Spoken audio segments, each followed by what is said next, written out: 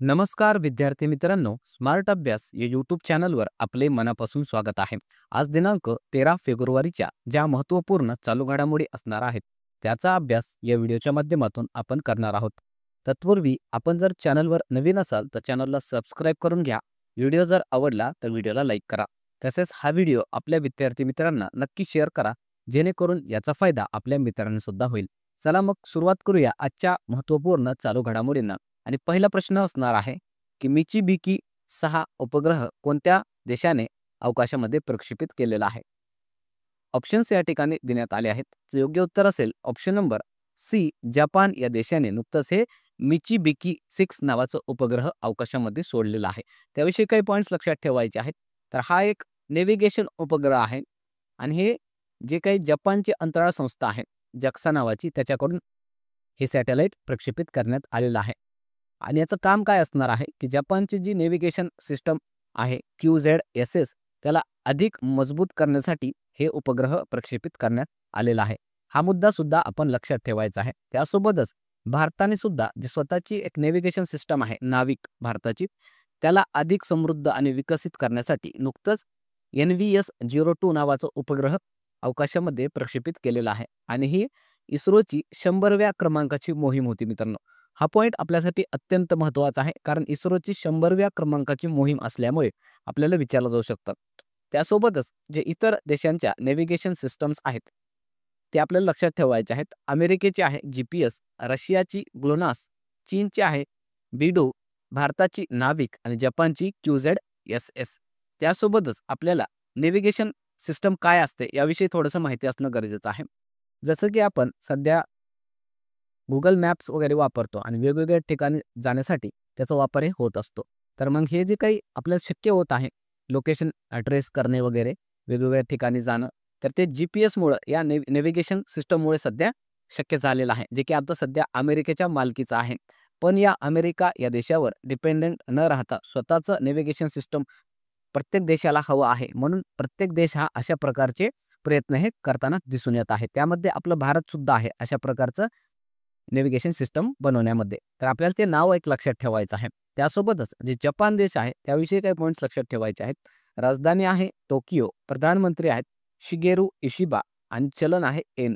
तसेच जपानला उगवत्या सूर्याचा देश म्हणून ओळखलं जातं आणि नुकतंच जगातील पहिला लाकडी उपग्रह या जपान देशाने प्रक्षेपित केलेला आहे. त्याचं नाव लक्षात ठेवायचं आहे लिग्नोसॅट. त्यानंतर पुढचा प्रश्न असणार आहे, नुकतेच भारत व इजिप्त देशांच्या दरम्यान कोणते सैन्य अभ्यास सुरू झाले. त्याचं योग्य उत्तर असणार आहे ऑप्शन नंबर सी, सायक्लॉन असं त्याचं नाव असणार आहे, जे नुकतंच भारत आणि इजिप्त या दोन देशांदरम्यान सुरू झालेलं आहे. त्याविषयी काही पॉईंट्स लक्षात ठेवायचे आहेत. तर याचा कालावधी असणार आहे या सायक्लॉन सैन्य अभ्यासाचा 11 फेब्रुवारी ते 23 फेब्रुवारी राजस्थानमधील महाजन क्षेत्र या ठिकाणी.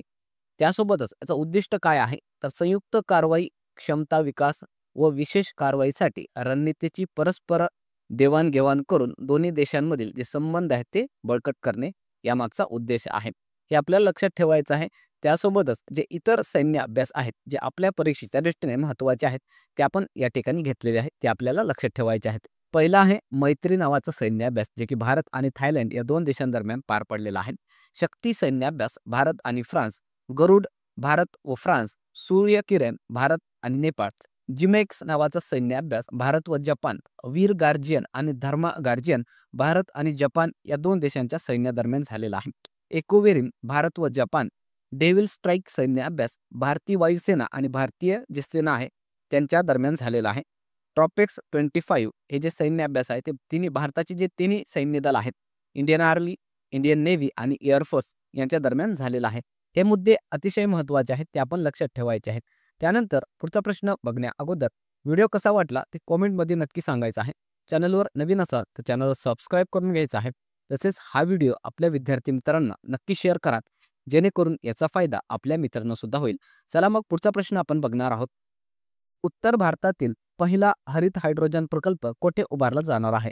ऑप्शन्स या ठिकाणी देण्यात आले आहेत. असे योग्य उत्तर असेल ऑप्शन नंबर बी, सोलन या ठिकाणी उत्तर भारतामधील पहिला हरित हायड्रोजन प्रकल्प उभारला जाणार आहे. त्याविषयी काही पॉईंट्स लक्षात ठेवा.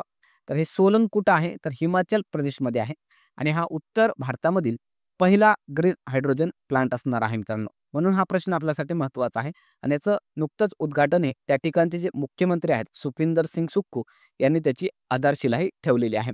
याची क्षमता असणार आहे 1 मेगावॉट आणि हा जो काही प्रकल्प आहे तो हिमाचल प्रदेश पॉवर कॉर्पोरेशन आणि ऑइल इंडिया कॉर्पोरेशन यांच्या दोघांचा हा संयुक्त असा प्रकल्प आहे. तसेच हिमाचल प्रदेश या राज्याचं 2026 पर्यंतचं एक लक्ष्य आहे की या राज्याला भारतातील पहिला हरित ऊर्जा राज्य बनवणे. हा लक्ष्य सुद्धा आपल्याला विचारलं जाऊ शकतं, ते आपण लक्षात ठेवायचं आहे. तसेच हिमाचलची राजधानी लक्षात ठेवायची आहे, शिमला आहे. मुख्यमंत्री आहेत सध्या सुखविंदर सिंग सुक्खू आणि राज्यपाल आहेत शिवप्रताप शुक्ला. त्यासोबतच हायड्रोजन विषयी काही इतर पॉइंट्स लक्षात ठेवायचे आहेत. तर हायड्रोजनवर चालणारी भारतातील पहिली कार टोयोटा या कंपनीने बनवलेली आहे. त्याचं नाव आहे मिराई. भारतातील पहिला हायड्रोजन इंधन प्रकल्प झारखंड राज्यातील जमशेदपूर या ठिकाणी उभारला जाणार आहे. भारतातील हायड्रोजन वर चालणारी पहिली रेल्वे सुरू केली जाणार आहे हरियाणा या राज्यामध्ये. भारताचे हायड्रोजन मिशन सुरू करण्यात आलेलं होतं 4 जानेवारी 2023 ला. भारताने नुकतंच जगातील सर्वात शक्तिशाली हायड्रोजन ट्रेन इंजिन सुद्धा विकसित केलेलं आहे, जे की 1200 हॉर्स पॉवर एवढ्या क्षमतेचा आहे. तसेच हायड्रोजनचा शोध कोणी लावला हे आपल्याला लक्षात ठेवायचं आहे, हेनरी कॅव्हेंडिश याने. आणि हायड्रोजनची संज्ञा आहे H2.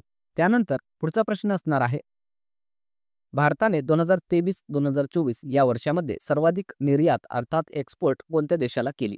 ऑप्शन्स या ठिकाणी देण्यात आले आहेत. योग्य उत्तर असेल ऑप्शन नंबर ए, अमेरिका या देशाला भारताने आर्थिक वर्ष 2023-24 या वर्षात सर्वाधिक निर्यात ही केलेली आहे. त्याविषयी काही पॉईंट्स लक्षात ठेवायचे आहेत. तर 2023-2024 या आर्थिक वर्षामध्ये भारताने एकूण 778.21 बिलियन डॉलर एवढी मोठ्या प्रमाणामध्ये निर्यात ही केलेली आहे आणि आतापर्यंतची विक्रमी ही भारताची सर्वाधिक निर्यात आहे मित्रांनो. हा पॉईंट आपण लक्षात ठेवा. त्यासोबतच यामध्ये सर्वाधिक कोणत्या देशामध्ये निर्यात केलं गेलं तर अमेरिका या देशामध्ये. एकूण जी काही भारताची निर्यात झालेली आहे त्याच्या 18% निर्यात ही अमेरिका या देशामध्ये करण्यात आलेली आहे. त्यासोबतच आपल्याला काही पॉईंट्स लक्षात ठेवायचे आहेत. तर भारताचे आर्थिक वर्ष असतं 1 एप्रिल ते 31 मार्च या दरम्यान. भारताचे अर्थमंत्री आहेत निर्मला सीतारामन. भारताचे अर्थसंकल्प दरवर्षी आता 1 फेब्रुवारीला मांडला जात असतो. भारत हा जगामध्ये GDP नुसार सध्या 5वी अर्थव्यवस्था आहे मित्रांनो. हा पॉईंट सुद्धा आपल्यासाठी महत्त्वाचा आहे. त्यानंतर पुढचा प्रश्न असणार आहे, नुकतेच रावसाहेब बोराडे यांचे निधन झाले, त्यांचा संबंध कोणत्या क्षेत्राशी होता? ऑप्शन्स या ठिकाणी देण्यात आले आहेत. योग्य उत्तर असेल ऑप्शन नंबर ए, साहित्य क्षेत्राशी हे संबंधित होते रावसाहेब बोराडे. त्याविषयी काही पॉईंट्स लक्षात ठेवायचे आहेत. तर रावसाहेब बोराडे यांचा जन्म 25 डिसेंबर 1940 ला लातूर या ठिकाणी झालेला आहे आणि हे मराठीमधील प्रसिद्ध असे साहित्यिक होते मित्रांनो. कथा असेल, नाटक, कादंबरी आणि समीक्षा प्रकारामध्ये त्यांनी वैशिष्ट्यपूर्ण असे साहित्य लिहिले आहेत किंवा साहित्य निर्मिती केलेली आहे. यांची 2 प्रसिद्ध अशा कादंबऱ्या आहेत, ते आपल्याला लक्षात ठेवायचं आहे. एक आहे पाचोळा आणि दुसरी आहे 5 ग्रामीण नाटिका. या दोन्ही कादंबरींसाठी राज्य पुरस्काराने त्यांना सन्मानित करण्यात आलेलं होतं. त्यासोबतच त्यांना मिळालेले पुरस्कार आपल्याला थोडेसे या ठिकाणी पाहायचे आहेत. पहिला पुरस्कार आहे मराठवाडा जीवनगौरव पुरस्कार. त्यानंतर आहे अखिल भारतीय मराठी नाट्य परिषद उत्कृष्ट वाङ्मय पुरस्कार देण्यात आलेला होता. आदर्श शिक्षकाचा पुरस्कार त्यांना मिळालेला आहे आणि विंदा करंदीकर जीवनगौरव पुरस्काराने सुद्धा त्यांना सन्मानित करण्यात आलेला आहे. त्यासोबतच ज्या इतर निधन वार्ता आहेत त्या सुद्धा आपल्याला माहिती असायला पाहिजे. डॉक्टर मनमोहन सिंग जे भारताचे माजी पंतप्रधान होते त्यांचं निधन झालेलं आहे. रतन टाटा जे भारताचे प्रसिद्ध उद्योगपती त्यांचंही निधन झालेलं आहे. उस्ताद जाकीर हुसेन जे की तबला वादक होते यांचं सुद्धा निधन झालेलं आहे. पंकज उदास गझल गायक यांचंही निधन झालेलं आहे. राम नारायण अग्रवाल ज्यांना भारतामध्ये अग्नि मिसाईलचे जनक म्हणून ओळखले जाते त्यांचं निधन झालेलं आहे. नटवर सिंग जे भारताचे माजी परराष्ट्र मंत्री होते. यामिनी कृष्णमूर्ती जे की शास्त्रीय नृत्यांगना होत्या यांचंही निधन झालेलं आहे. डॉक्टर आर नित्या आनंद ज्यांनी सहेली गर्भनिरोधक गोळीचा शोध लावला होता यांचंही निधन झालेलं आहे. यशवंत पेंढारकर जे की विको कंपनीचे मालक होते त्यांचं निधन झालेलं आहे. सुब्रतो राय सहारा ग्रुप जे आहे त्याचे संस्थापक होते त्यांचं निधन झालेलं आहे. शोभा रानडे ज्या की गांधीवादी सामाजिक कार्यकर्त्या होत्या. रामोजी राव जे रामोजी फिल्म सिटी आहे हैदराबाद या ठिकाणी त्याचे जे संस्थापक होते यांचे निधन झालेलं आहे. सतीश जोशी जे अभिनेते होते. बिशन सिंग बेदी क्रिकेटर. फ्रान्सिस डिब्रितो जे की अखिल भारतीय मराठी साहित्य संमेलनाचे अध्यक्ष होते यांचं निधन झालेलं आहे. आणि एस. एम. कृष्णा, जे कर्नाटक राज्याचे माजी मुख्यमंत्री आणि महाराष्ट्राचे राज्यपाल राहिलेले आहेत, यांचं सुद्धा निधन झालेलं आहे. त्यानंतर पुढचा प्रश्न असणार आहे, जगातील सर्वात मोठे झुमर महोत्सवाचे आयोजन कोणत्या राज्यात करण्यात येणार आहे? ऑप्शन्स या ठिकाणी देण्यात आले आहे. योग्य उत्तर असेल ऑप्शन नंबर सी, आसाम या राज्यामध्ये या झुमर नृत्य महोत्सवाचं आयोजन करण्यात येणार आहे. त्याविषयी काही पॉईंट्स लक्षात ठेवायचे आहे. तर आसाममधील गुवाहाटी या ठिकाणी या महोत्सवाचं आयोजन केलं जाणार आहे 25 ते 26 फेब्रुवारी दरम्यान. आणि यामध्ये प्रमुख पाहुणे असणार आहेत नरेंद्र मोदी.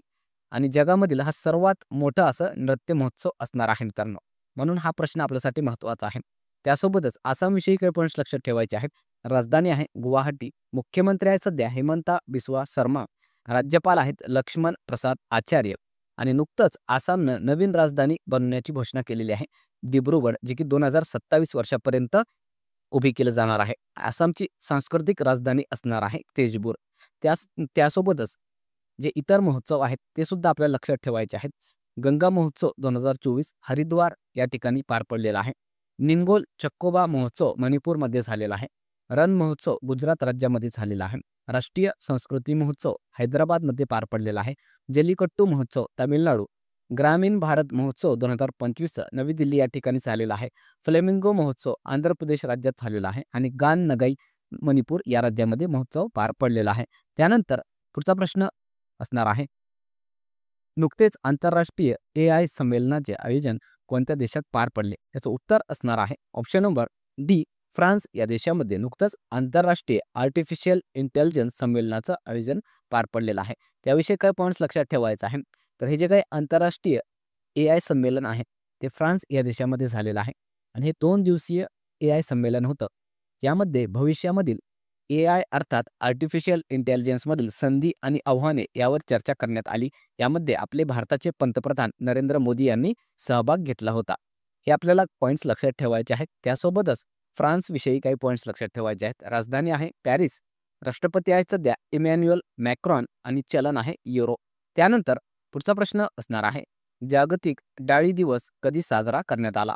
ऑप्शन्स या ठिकाणी देण्यात आले आहेत. योग्य उत्तर असेल ऑप्शन नंबर ए, 10 फेब्रुवारीला नुकतंच वर्ल्ड पल्सेस डे अर्थात जागतिक डाळ दिवस म्हणून साजरा करण्यात आलेला आहे.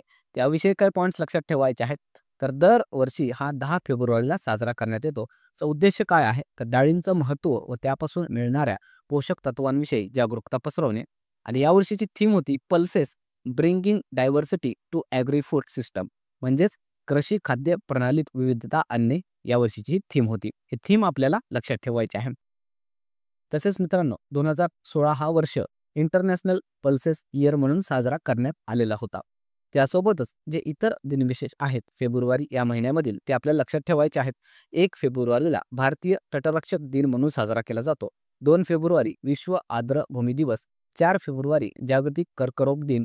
आणि 10 फेब्रुवारी जागतिक डाळी दिवस किंवा पल्सेस डे म्हणून साजरा केला जात असतो. हे महत्त्वाचे दिनविशेष आपल्याला लक्षात ठेवायचे आहेत. त्यानंतर कालच्या ज्या काही महत्त्वाच्या चालू घडामोडी आपण बघितल्या होत्या, सो क्विक रिव्हिजन या ठिकाणी आपण करणार आहोत. तर पहिला प्रश्न आपण बघितला होता, नुकतेच कोणत्या अंतराळ संस्थेकडून स्फेअर एक्स नावाची टेलिस्कोप लॉन्च करण्याची घोषणा करण्यात आली?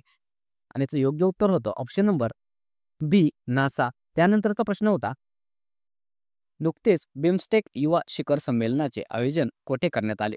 ऑप्शन्स आपण दिले होते. याचं योग्य उत्तर होतं ऑप्शन नंबर ए, गुजरात. त्यानंतरचा प्रश्न होता, नुकतेच ICC चॅम्पियन्स ट्रॉफी 2025 साठी ऑफिशियल गीत लॉन्च करण्यात आले. त्याचे नाव काय आहे?